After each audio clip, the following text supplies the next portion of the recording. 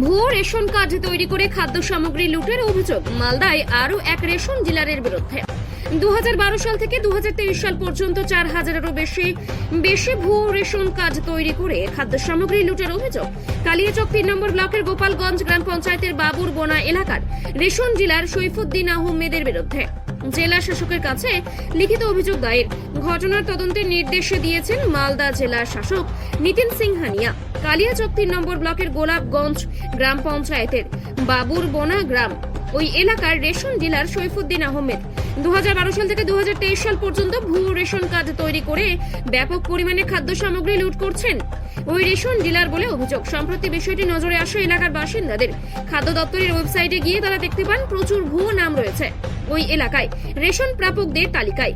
যাদের বাড়িতে 4 জন সদস্য রয়েছে তাদের বাড়িতে 8 সদস্যের নামে রেশন কার্ড করা হয়েছে। তবে এরকম আরো 2-4টি নয়, 4000-এরও বেশি ভুয়ো রেশন কার্ড হয়েছে ওই ডিলারের কাছে বলে অভিযোগ। এই ব্যাপক দুর্নীতি তদন্তের দাবিতে মালদা জেলা শাসকের কাছে লিখিত অভিযোগ দায়ের করলেন গ্রামবাসীদের একাংশ। যদিও এই অভিযোগ ভিত্তিহীন বলে দাবি করেছেন রেশন ডিলারের ছেলে শামীম হাসান। এদিকে তাকে সমস্যাটা হচ্ছে, এখানে আমার নাম হচ্ছে আজিজুর রহমান, আমার বাড়ি হচ্ছে বাবুরবোনা পশ্চিম পাড়া। আমার টোটাল কার্ড হচ্ছে 7টার ছেলের 2টো 9টা। হ্যাঁ, এই 9টা কার্ড, এই 9টা কার্ডের সাথে আরও 4টা ফেক কার্ড ঢুকে আছে। এই ফেক কার্ডটা অবৈধভাবে ডিলার নিজে নিজে তৈরি করে আমার নামের সাথে জুড়ে দিয়েছে। যে এই কার্ডের মাল তুলে ও খাচ্ছে, অবৈধভাবে খাচ্ছে। আপনি তো একটা প্রতিবন্ধী মানুষ, হ্যাঁ। এইভাবে খাচ্ছে, তাহলে হ্যাঁ। কি বলবেন বিষয়টা? কি বলবো, ওরা প্রতিবন্ধীও বোঝে না, ভিখারিও বোঝে না। এরা সবার চুরি করে খায়, আজীবনকালই খাচ্ছে। এখন কতদিন থেকে খাচ্ছে সেটা তো আমি জানি না। কম্পিউটার করতে যা লিস্ট বের করতে যা দেখছি, আমার নামেও এটা উঠে আছে। কতজন ঢুকে আছে আপনার কার্ডে? 4 জন। 4 জনের মধ্যে একজনের নাম জয়মুল নেসা, বাবার নাম আজিজুর রহমান দিয়েছে, একে আমি চিনি না। একজনের নাম হাসিনা খাতুন, আজিজুর রহমান বাবার নাম করেছে, ওকেও চিনি না। আমিনা খাতুন, বাবার নাম আজিজুর রহমান, ওকেও চিনি না। সঙ্গীতা পারভিন, এটা মুসলিম নাম নয়, এরও বাবার নাম আজিজুর রহমান করে রাখা হয়েছে। অভিযোগ করেছেন? অভিযোগ হয়েছে। কি চাচ্ছেন? বিচার চাইছি। কার নামে? কার বিচার চাচ্ছেন? ডিলারের যে চুরি করে খেয়েছে তার বিচারে, চোরের বিচার চাইছি। বলছি আমরা ওর বাড়ি থেকে নিই। আপনারা কোনোদিন বলেননি যে রেশন দুয়ারে দুয়ারে দেওয়ার কথা? আমি ব্যক্তিগতভাবে বলিনি। আচ্ছা, নাম জিজ্ঞেস করুন। আপনার নাম? আজিজুর রহমান, বাড়ি? বাবুরবোনা পশ্চিম পাড়া। অভিযোগ আমরা জেলা খাদ্য দপ্তরে আমরা জানিয়েছি, জেলা প্রশাসনকে জানিয়েছি, আমরা ডিএম সাহেবকে জানিয়েছি, আমরা আরও কিছু কিছু জায়গাতে আমরা জানাচ্ছি, সামনে জানাবো।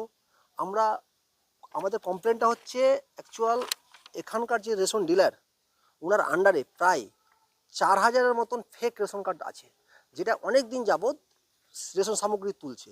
অথচ যে নামগুলোতে তুলছে, দেখা গেল আমার নিজের পরিবারের কথা বলছি, আমার পরিবারে আমরা 3 জন মানুষ, আমার পরিবারে 5 জন করা হয়েছে, 2 জন এক্সট্রা। আমি আমার কোনো মেয়ে নেই, অথচ আমার রেশন কার্ডে দেখা যাচ্ছে আমার লিস্টে আমার একটা মেয়ে আছে। এটা দুর্নীতি। এই যে দুর্নীতি, এই দুর্নীতি আমরা জানি আমাদের ভারতবর্ষ খাদ্য সূচকে অনেকটা পিছিয়ে গেছে। আমাদের দেশের সরকার মানুষের কল্যাণের জন্য খাদ্য সামগ্রী দিচ্ছে, আর এই খাদ্য সামগ্রী কী হচ্ছে, ইঁদুরের গর্তের মতো কিছু ইঁদুর আছে, এই রেশন ডিলার নামক কিছু ইঁদুর আছে, তারা অন্য জায়গাতে নিয়ে যাচ্ছে, কি মানুষের কাছে সঠিক খাদ্যশস্য মানুষের কাছে পৌঁছচ্ছে না। আমাদের প্রতিবাদ হচ্ছে মানুষের খাদ্যশস্য মানুষের কাছে পৌঁছুক। আজ ভুয়ো নাম দিয়ে রেশন কার্ড বানিয়ে এই যে এক একটা রেশন ডিলার দিনের পর দিন অট্টালিকা তৈরি করছে, তার আমরা পূর্ণাঙ্গ তদন্ত চাইছি। এবং প্রথমত আমরা চাইছি এই রেশন ডিলারকে সাসপেন্ড করে তার এগেনস্টে তদন্ত শুরু হোক, যাতে আমাদের তদন্ত কোনোরকম প্রভাবিত না হয়। কারণ উনি একজন প্রভাবশালী ব্যক্তি, ওনার বিশাল প্রভাব আছে এলাকাতে, ওনার ভয়ে মানুষ কথা বলে না।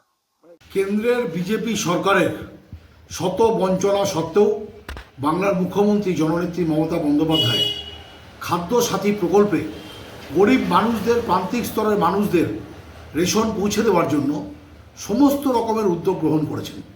মুখ্যমন্ত্রীর এই সাধু উদ্যোগকে, এই মানুষের জনহিতকর প্রকল্পে কেউ যদি কালিমালিপ্ত করার জন্য কোনো রেশনের ডিলার নোংরামি করে, অন্যায় আচরণ করে বা কোনো অপরাধ সংগঠিত করে, তাহলে কঠোর থেকে কঠোরতর শাস্তির দাবি আমরা আমাদের